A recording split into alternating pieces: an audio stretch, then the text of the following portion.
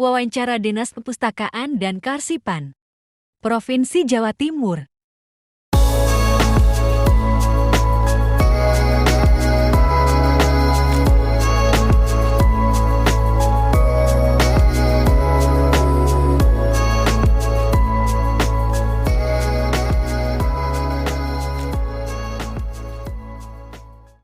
Halo teman-teman, Assalamualaikum warahmatullahi wabarakatuh. Menindaklanjuti tugas UAS Teori Aplikasi Negara, kami dari kelompok 1 berada di Dinas Perpustakaan dan Kearsipan Provinsi Jawa Timur. Yuk, kita akan berkeliling dan wawancara mengenai apa aja sih yang ada di Dinas Perpustakaan dan Kearsipan Provinsi Jawa Timur. Let's start.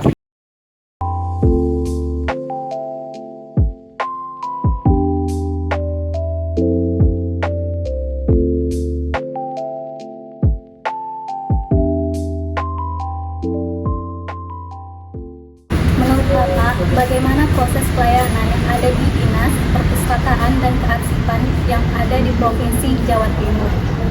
Baik, saya Dwiko Yudi, saya Sekretaris Dinas Perpustakaan dan Kearsipan Provinsi Jawa Timur. Jadi pertanyaannya tentang bagaimana pelayanan yang ada di kita. Tentunya mohon dipahami bahwa untuk pelayanan itu harus dimulai dengan konsep namanya moment of truth. Moment of truth itu adalah satu pelayanan yang dimulai dari orang belum datang ke kantor kami sampai datang sampai pulang. Di situ nanti bisa kita ukur apakah mereka puas, ataukah cukup, ataukah mungkin sangat puas, sehingga itu adalah excellent service, pelayanan prima yang kita bisa berikan. Nah, untuk memberikan itu maka kita perlu membuat standar operating prosedur atau prosedur baku untuk pelayanan kepada pemustaka, kepada tamu-tamu kita semuanya. Tentunya pasti semuanya belum sempurna, tapi kami sedang bertumbuh, sedang berkembang. Salah satunya adalah pelayanan yang sudah kita lakukan, yaitu kita mencoba memberikan pelayanan kepada kelompok rentan, mulai dari ketika teman-teman yang disabilitas netra misalnya, sebelum masuk ke perpustakaan diterima oleh security di situ, kemudian security menginfokan kepada pelayanan yang ada di layanan perpustakaan, kemudian mereka sudah bisa berjalan sendiri karena kita sudah siapkan ada pemandu bagi yang disabilitas, khususnya yang netra, adanya guiding block, sehingga guiding block itu adalah satu lantai yang akan memandu mereka sampai ke dalam. Itu standar internasional. Kemudian yang kedua, yang disabilitas kita siapkan parkir khusus untuk disabilitas, bahkan untuk yang wanita kita siapkan nanti ada ladies parking yang ada di situ, sehingga semua kelompok rentan, apakah itu wanita, anak-anak, usia lanjut usia, orang-orang yang lanjut usia, ada yang hamil, itu kita siapkan laktasi, ada yang menyusui, ada anak-anak, semua kita akomodir. Bahkan kamar mandinya pun kita siapkan khusus untuk yang disabilitas pakai kursi roda. Itu semuanya kita siapkan. Bahkan untuk bukunya pun ada yang berupa voice nanti, itu untuk yang netra. Jadi kita buat semuanya untuk memberikan pelayanan kepada semua orang, no one left behind. Jadi tidak satupun orang yang boleh ditinggal. Saya rasa pelayanan secara umum begitu. Menurut Bapak, bagaimana Dinas Perpustakaan dan Kearsipan dalam mengelola sumber daya manusia internal untuk mengakselerasikan layanan secara eksternal? Oke, baik. Memang istilahnya adalah the man behind the gun. Jadi orang itu penting, SDM itu penting, tetapi sarana prasarana juga penting. Sehingga apalah artinya sarana prasarana bagus kalau yang jadi jiwanya, soulnya, yaitu sumber daya manusianya jelek. Sehingga kita melakukan upaya-upaya adalah melalui in-house training, ada pelatihan-pelatihan. Contohnya bagaimana kita melayani pemustaka yang misalnya bisu tuli, kita ngomong nggak bisa, maka kita membuat pelatihan memakai yang namanya bahasa isyarat. Kita panggil dari teman-teman instruktur bahasa isyarat, ada yang saya lupa namanya, Pak Kabisindo atau apa itu bahasa isyarat Indonesia. Staf kami yang melayani itu latihan untuk membuat bahasa isyarat untuk mereka. Kemudian kedua juga kita berlatih untuk memberikan informasi yang ada notebook yang bisa interaktif tertulis, dan kita juga sediakan aplikasi supaya mereka HP-nya diubah dari suara menjadi teks. Itu salah satu upaya. Nah, teman-teman pelayanan yang melayani itu kita latih dulu karena itu kan tidak biasa. Begitu pula untuk yang netra, kita dengan pelatihan cara gandeng mereka, misalnya kalau perlu digandeng dari kiri atau dari kanan tangannya, itu pelatihan. karena biasanya dia pakai tongkat di tangan kanannya, maka menggandengnya harus tangan kiri. Itu contoh. Kalau kita nggak berlatih tentunya salah.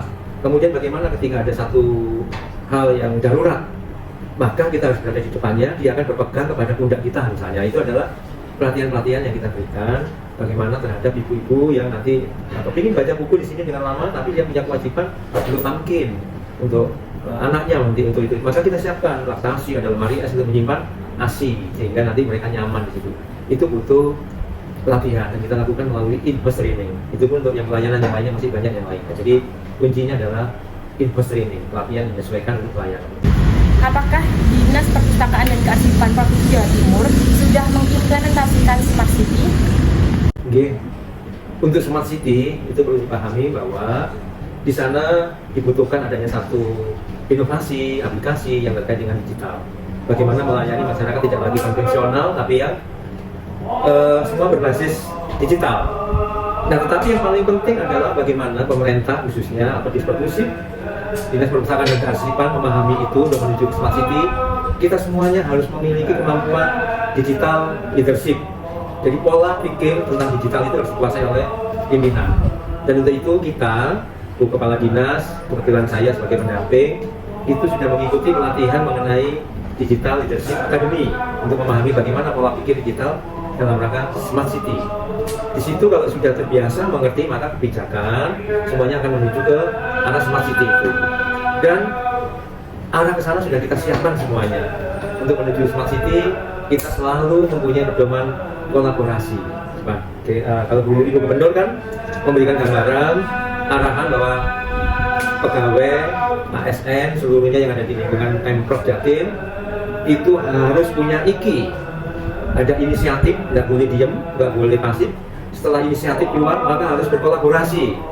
Kemudian baru yang terakhir adalah inovatif, ada inovasinya. Nah, untuk kolaborasi kita sudah mengembangkan dengan model pentahelix, yaitu kolaborasi antara pemerintah, government, kemudian dengan masyarakat atau community, kemudian dengan businessman atau pengusaha, kemudian juga dengan akademisi dan dengan media. Itu semuanya sudah kita lakukan. Contohnya untuk pengembangan perpustakaan berbasis inklusi sosial, kita sudah bekerja sama dengan akademisi. Yang insya Allah tadi kita sudah melakukan Zoom internasional, webinar internasional dengan Malaysia, dari Selangor, dengan UGM, kita lakukan dalam rangka untuk bekerja sama. Jadi dengan akademisi, forum perpustakaan perguruan tinggi Indonesia, kemudian dengan pihak swasta, kita dengan IKP, Ikatan Penerbit Indonesia, itu semuanya kita gandeng dengan community, komunitas masyarakat, dari masyarakat desa, dari masyarakat untuk keterampilan tertentu, kita gandeng semuanya untuk menentukan sikap, dan itu kita publikasi melalui media. Jadi kami sudah melakukan kolaborasi dengan model pentahelix. Ada 5 elemen yang sudah kita satukan dan sudah kita praktekkan, namanya TPPIS, dan mereka nanti akan menjadi mitra strategis kita. Sebagai Sekretaris Dinas Perpustakaan dan Kearsipan Provinsi Jawa Timur, apa yang akan Bapak dan tim Bapak lakukan untuk meningkatkan pelayanan yang lebih baik lagi kepada masyarakat? Ya, untuk resolusinya kita ke depan bahwa kita harus menjadi pelayan masyarakat yang unggul, yang tidak hanya pasif tapi punya inisiatif untuk membuat masyarakat itu punya karakter. Jadi kita bangun karakter buildingnya melalui perpustakaan. Nah, untuk itu kita semuanya sudah melakukan banyak hal untuk mengajak masyarakat ke depan supaya menjadi lebih hebat, lebih bagus melalui program-program yang sudah kita lakukan maupun yang akan kita lakukan. Contohnya adalah kita membuat satu namanya Legend, singkatan dari literasi Eco Green for literasi Eco Green for Natural Development. Itu semuanya adalah untuk membuat edukasi kepada masyarakat bagaimana misalnya kita mempunyai perpaduan antara EBT, energi baru terbarukan, atau New Renewable Energy, dengan food security atau ketahanan pangan, yaitu hidroponik dan aquaponik yang tidak lagi membutuhkan pupuk, tapi membutuhkan kotoran dari ikan air tawar yang akan jadi pupuk, kemudian pakai panel surya sehingga tidak bergantung kepada listrik.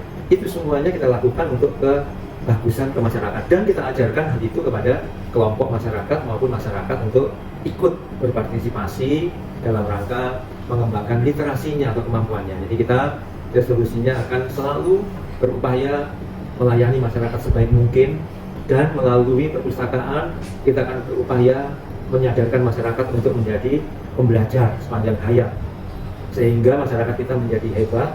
Pada saatnya tahun 2045 betul-betul menjadi Indonesia emas. Kalau tidak, maka sebenarnya Indonesia gagal untuk menciptakan itu, yaitu anak muda, milenial itu semuanya harus berbasis literasi, harus membaca buku yang tidak hanya buku secara fisik, bisa itu secara elektronik, e-book misalnya, atau bahkan membaca buku yang 3 dimensi. Misalnya adalah bagaimana seorang dokter yang menginisiasi, mengajarkan kepada posyandu supaya stunting itu hilang. Supaya stunting hilang, maka butuh literasi tentang pemahaman keseimbangan gizi. Nah, ketika dokter menjelaskan, itulah buku 3 dimensi yang tentunya kami harapkan peran serta anak muda sebagai calon pemimpin bangsa ikut aktif menjadi garda terdepan untuk mengurusi seperti itu. Kalau anak mudanya males, itu yang salah pasti adalah perpustakaan, karena tidak mengembangkan atau tidak membangun karakter buildingnya. Itu yang kita bangun melalui perpustakaan. Jadi kesimpulan dari kami adalah Dinas Perpustakaan dan juga Kearsipan Provinsi Jawa Timur ini sudah mengoptimalkan pelayanan untuk disabilitas lansia, ibu hamil, dan juga smart city. Salam tangguh, Jatim Bangkit.